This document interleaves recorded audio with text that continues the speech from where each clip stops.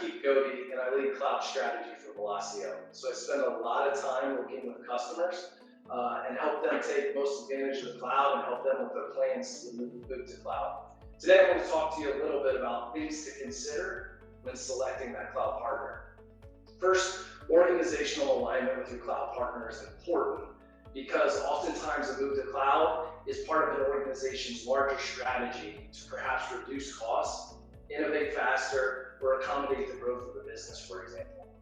Ensuring that your partner understands or is willing to take the time to understand if and how the move to cloud fits into that strategy is one of the most important things to consider.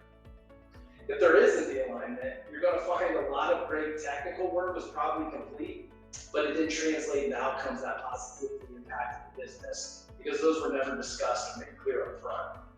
Accountability should be clear with both who's on point for the immediate deliverables, as well as don't forget the long-term sustainability. Because remember, there are things like consumption management and the technical management of the cloud environment that might be different than how you would have handled it in your own prem.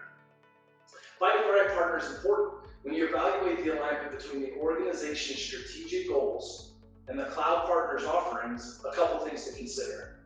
First, make sure the partner takes the time, like I mentioned earlier, to really understand your business. What are the requirements of the business, and what are your key corporate strategic initiatives?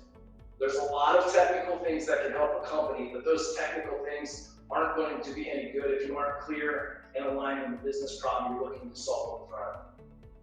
We have a methodology that we use to assess processes and work with our clients before we even talk cloud or even talk technical feature and functionality, for example. Also, make sure that the partner can help future-proof your move to cloud. What I mean by that is the pace of change for technology has never been this fast and will never be this slow. So make sure your partner has the skills and experience to keep up with your business changes and the technology changes to come. And really ask yourself, can they truly be your trusted advisor going forward?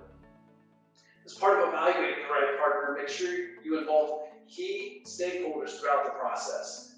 Many organizations see a move to cloud as purely technical and typically always involve the IT teams. But like I mentioned earlier, stakeholders should also include the business decision makers and those leading and supporting those key business strategies. Being deliberate and measured in your approach to moving to the cloud is really important because you need to measure success along the way or know when to change and pivot. Lastly, we can't forget about security and compliance. That also needs to be part of the conversation with your cloud partner.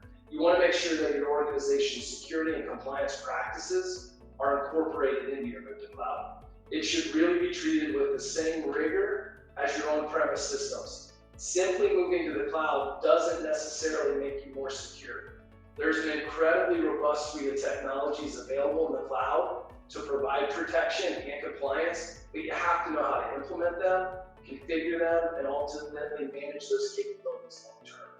So hopefully here's a few things to consider when selecting a cloud partner. I appreciate the time. Thank you.